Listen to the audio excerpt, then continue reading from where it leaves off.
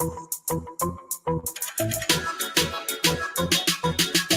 don't need Netflix, you don't need cable. Hop on YouTube, welcome to the hood table. Where we chop up local and global events vocally. You don't really wanna miss out on these conversations. Just joke a little, laugh a little. Get that wine in your system, fill your glass a little. Expose current events, talk trash a little. You never know, these opinions might clash a little. They addicted to the content, got them binge watching. You don't like it, then you want invited. Bet your friends watching in the house and your job parking lot before you clock in. They don't wanna miss a second of this HT content. Everybody think they got something to say, so it's an open invitation, bring it to the table. But if you come whack, just know we ain't buying in. We gon' probably turn you back and tell you sorry, try again, Yeah, welcome to the hood table. You don't need Netflix, you don't need cable. Yeah, welcome to the hood table. You don't need Netflix, you don't need cable.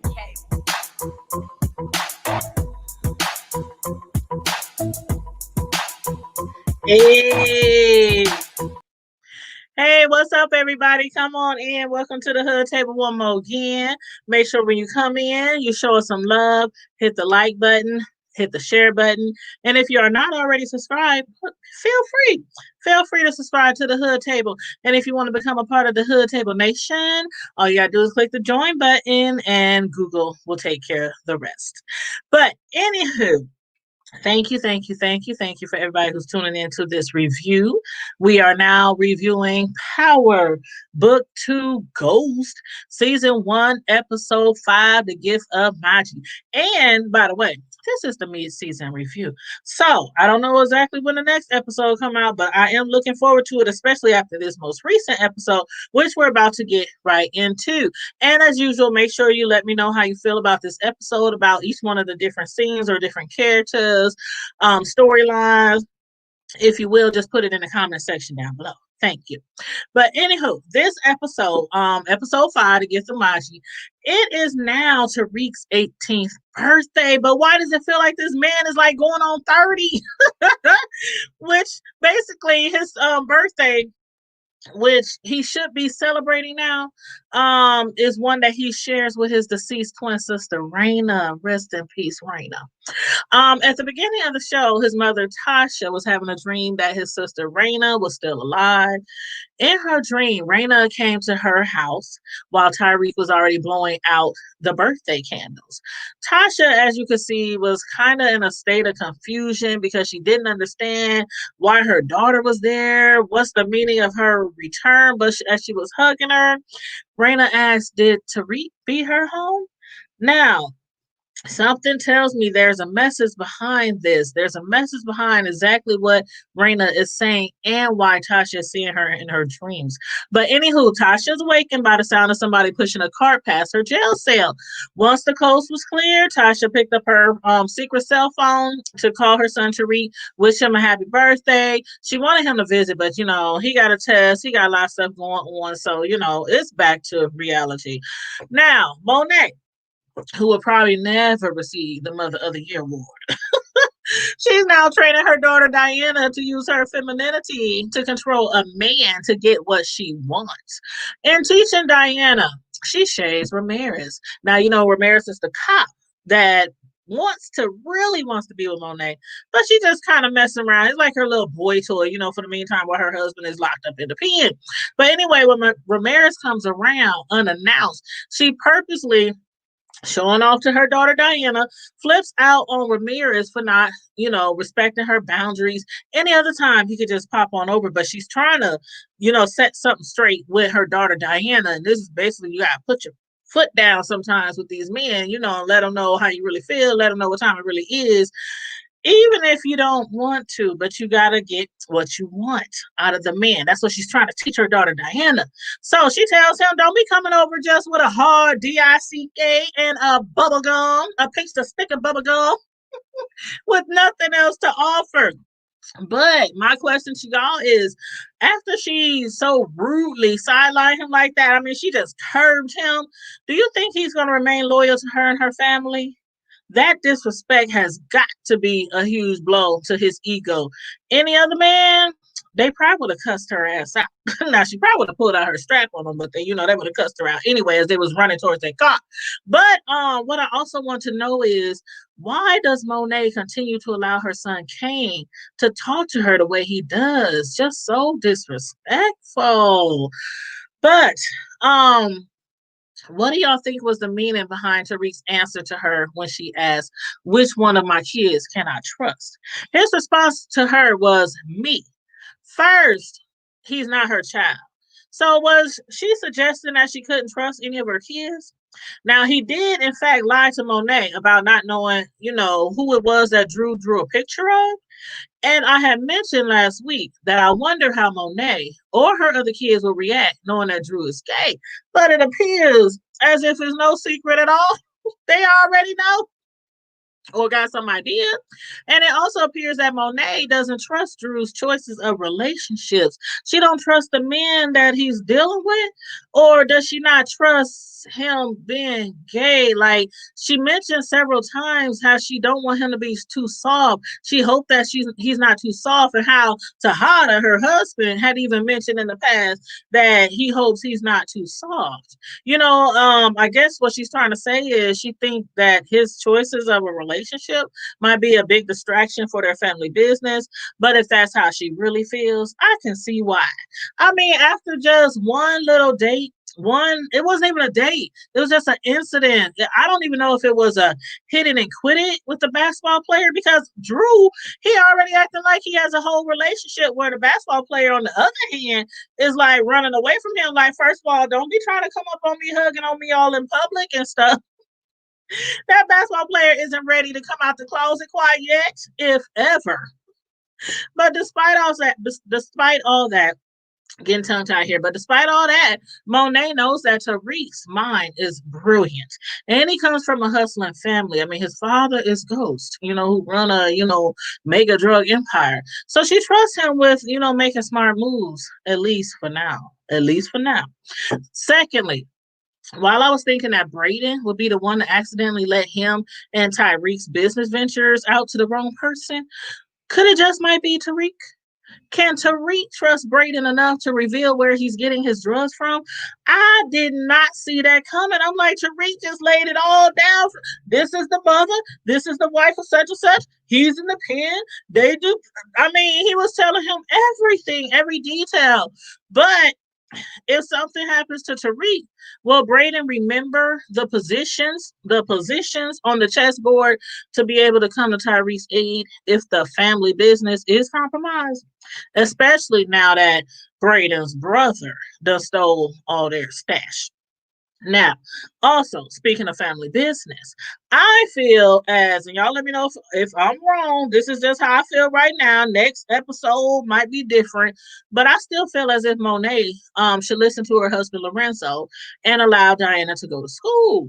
I mean, what has she brought to the table so far? Diana ain't bringing nothing to the table, and so far, every instruction that Monet has given to her has not been accomplished.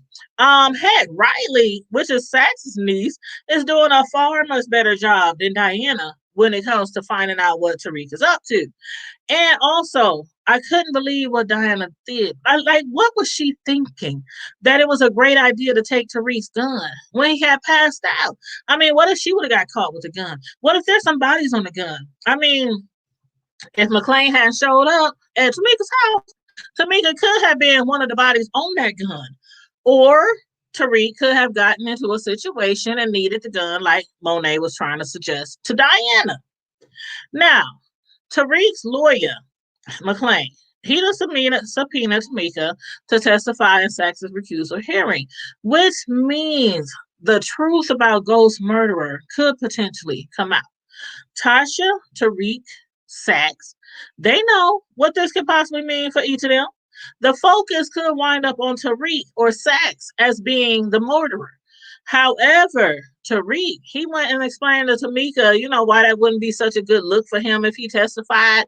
Tariq told her because if he had to then testify against Tommy Eakin, his uncle, Tommy Eakin, for Ghost murder, then his own life could possibly be in jeopardy. So he's trying to make her feel sorry for him. Like, okay, if this son really killed his father because his father was being abusive to, his mother, or threatened to kill his mother, and then if that ain't it, if that's really not the case, and if Tommy really killed Ghost because Tasha had him killed, either way,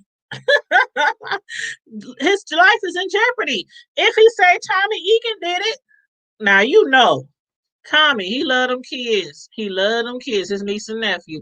But if your nephew testified that you killed Ghost and you didn't kill Ghost, what could that mean for Tariq? And if Tariq testifies that he actually did it, or it came out that he actually did it, what could happen to Tariq? It's like a lose-lose situation. But then McLean showed up at Tamika's home, interrupting their deep conversation. I wonder how that would have ended, though, if McLean hadn't got there when he did. Do y'all think Tariq could have shot her, killed her in her own home if she refused to step away from, testifying? I don't know. I don't know. We might never find out. Now, Sax, thanks to his niece Riley, knew that Tariq had been accidentally drugged by her, resulting in Tariq wandering around, high as a kite in the middle of the night.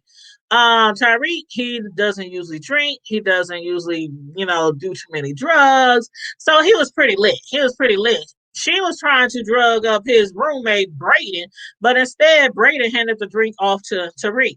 Now, Riley also put a location app on Tariq's phone so that she could keep track of him for Sax.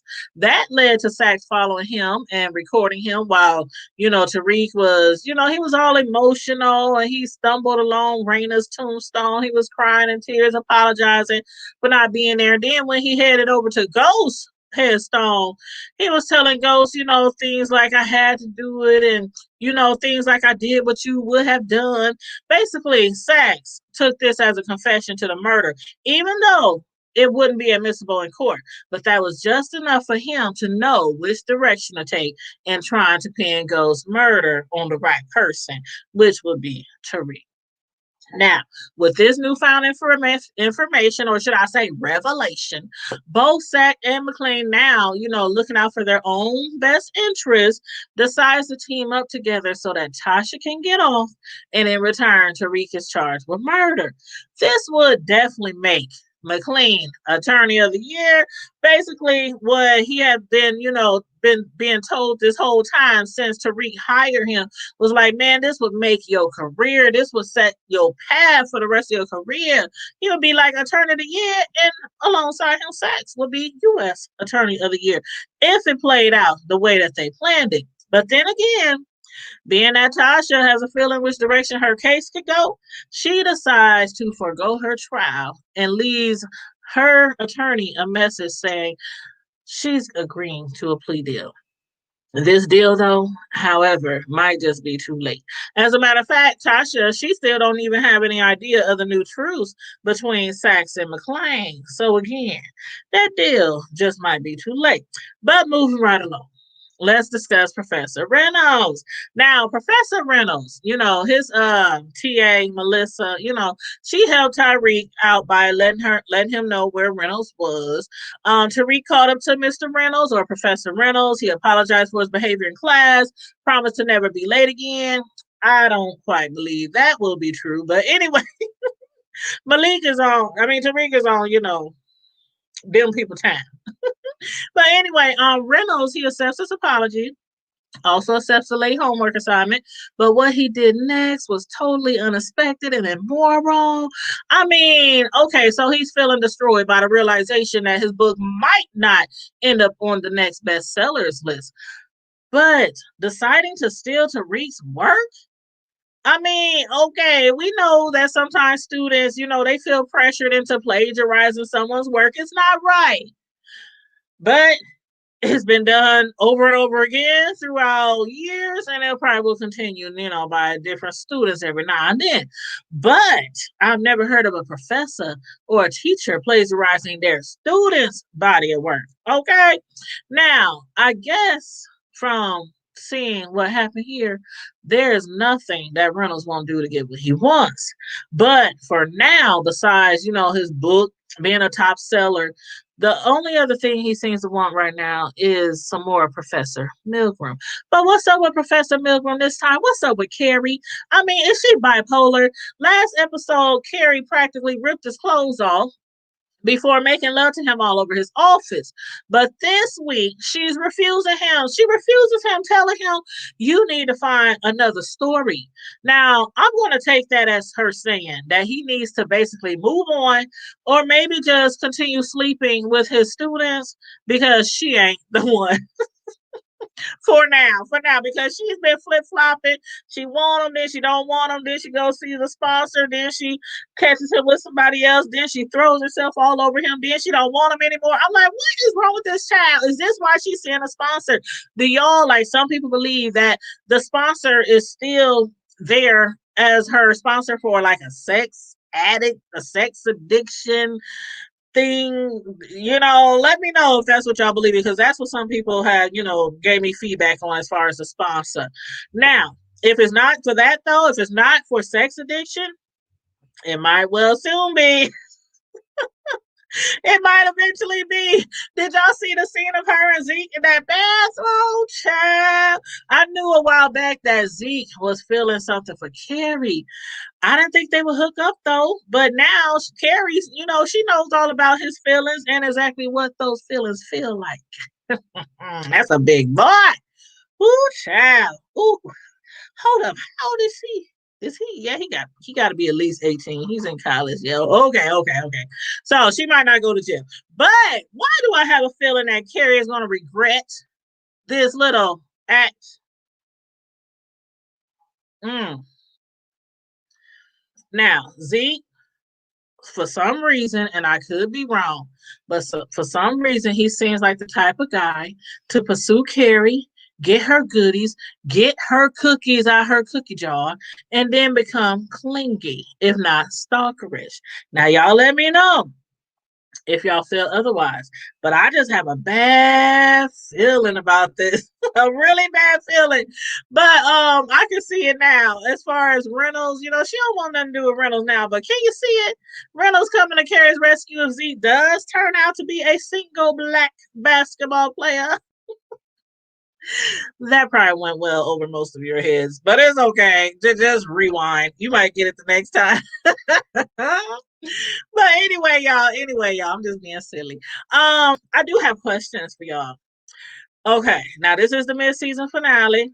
I didn't check to see when the next episode is going to come on, but it could be like a month or so or whatever. But anyway, do you think Drew will get another chance with the basketball player? Do you think McClain's deal with Sachs was legit, or is he playing Sachs? Will Tariq be punished by Monet or Kane for the stolen products, or will Tasha receive the wrath from Tejada? What do you think Tariq would do if he found out that Reynolds is plagiarizing his work? Do y'all think that Tariq might be upset, but then be like, okay, you can use my work. You can plagiarize my work. As long as we work out a little something, maybe to get him a little slack in class, maybe get him some better grades, maybe not embarrass him as much in the classroom, maybe let him be a little late every now and again. Y'all let me know how y'all feel about that. If you want to answer the questions, feel free to answer them in the comment section. And make sure, again, please like and share this video. Subscribe to the Hood Table if you're not already subscribed. Don't forget, we are on Twitter. We are on Facebook. We are on IG. And we have also a website, thehoodtable.com. And if you are on the thehoodtable.com website and you are signed up to get our monthly newsletter, make sure you look for that, because I did send out one this month, which I do every month on the first of the month. Check your spam folder. If you haven't seen it in your inbox, in your email, please check your spam folder, because sometimes it goes into spam. And just mark it as not spam. But anyway, y'all, Thanks again for tuning in. I will be back later on this evening because we are going to be reviewing, and I got some of my friends that's going to be helping me review. One of them is another YouTuber. The other one is like my co-host, and another one is, just a friend of mine. And we're going to be reviewing that documentary on Netflix. It just came out like a week ago. It's called American Murder: The Family Next Door, about the murder of Shannon Watts in Colorado. It took place in Colorado. It was a few years ago. It was big, big, big news. A lady named Shannon, who was a married woman and who was like 2 months pregnant. No, like 3 months, 15 weeks pregnant, and had two little girls. She went missing and the little girls, and they found her, later after her husband confessed to being, the one to murder his family. So anyway, that's what we're going to be reviewing later on tonight. So I hope to see you there in the chat, and I hope you guys got a chance to watch that documentary. But if not, it's on Netflix. So hurry up and watch it. Okay. All right, y'all. Y'all have a good evening. Stay safe. Be blessed. And I'm out. Deuces.